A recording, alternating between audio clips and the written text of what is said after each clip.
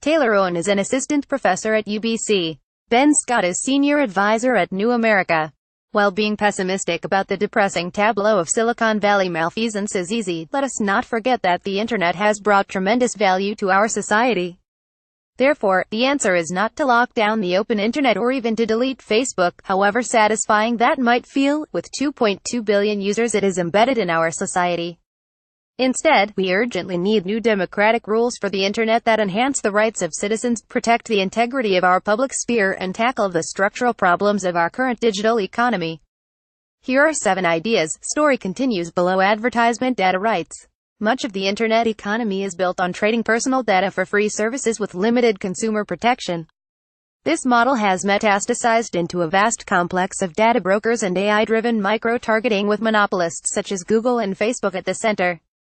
With the curtain pulled back, there may at last be political will to build a rights-based framework for privacy that adapts as technologies change.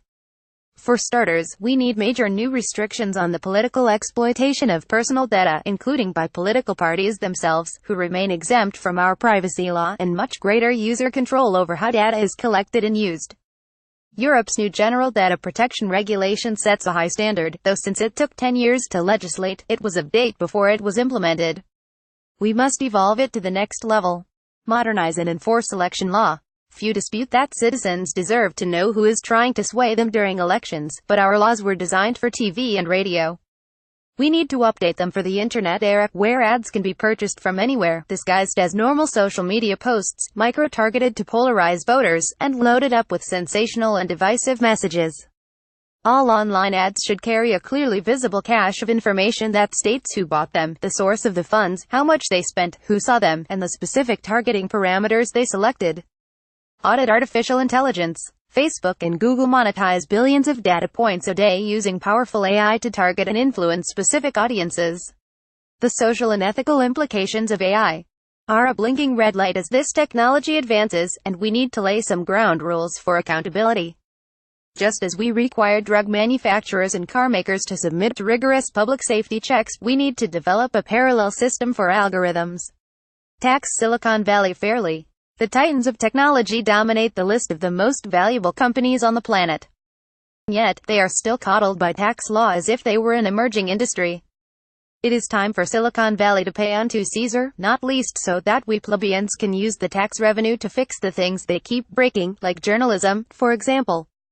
Aggressive competition policy. Before we start a decade-long trust-busting crusade, let's begin with a competition policy agenda that delivers immediate, tangible value. This might include restrictions on acquisition of up-and-coming competitors, structural separation of behavior tracking and ad targeting businesses, and consumer data portability from one service provider to another. Improved digital security. What the Russians did in 2016 to exploit digital media should be a wake-up call. Without unleashing a surveillance dragnet, we need effective capabilities to counter foreign disinformation operations using measures such as Know Your Customer rules for ad buyers and closing down the armies of fake accounts. Transform civic literacy and scale civic journalism. As social media users, we all own part of this problem. It is our appetite for sensationalism, outrage, and conspiracy that creates the audience for disinformation. Instead of relying on tech-funded literacy campaigns, the government needs to rebuild our civic literacy from the ground up, and couple these efforts with serious investments and policy changes to reinvigorate public service and accountability journalism. Story continues below. Advertisement. Ironically, Facebook's own conduct has awoken its vast user base to the need for a new generation of internet regulation. And with the United States mired in the politics of Donald Trump and the European Union slowed by a complex bureaucracy, there is an opportunity for Canada to present this new vision. But we will only be effective if the rigor and scale our response is commensurate with the threat posed to our democracy.